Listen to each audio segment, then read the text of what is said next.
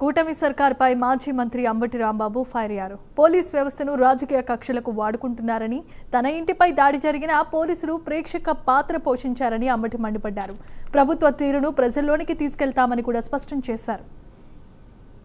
ప్రధానంగా నేను చాలా విషయాలకు జైలు నుంచి బయటకు వచ్చిన తర్వాత చాలా సుదీర్ఘంగా అన్ని విషయాలను నేను మీడియా ద్వారా రాష్ట్ర ప్రజానీకానికి తెలియపరిచేటటువంటి ఒక ప్రయత్నం చేశాను.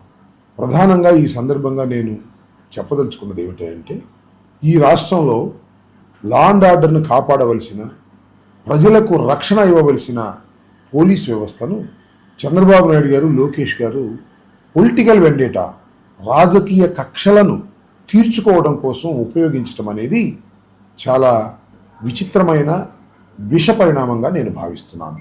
దానికి 31వ తారీఖున నా మీద జరిగిన దాడి, ఆ తరువాత నన్ను అరెస్ట్ చేసి 18 రోజుల పాటు రిమాండ్లో ఉంచినటువంటి సంఘటనలు బట్టి రాష్ట్రంలో ఉన్న ప్రజానీకానికి అందరికీ అర్థమై ఉంటుందని నేను భావిస్తున్నాను. నా ఇంటి మీద, నా ఆఫీస్ మీద 2 ఎదురెదురుగానే ఉంటాయి. వాటి మీద దాడి చేశారు.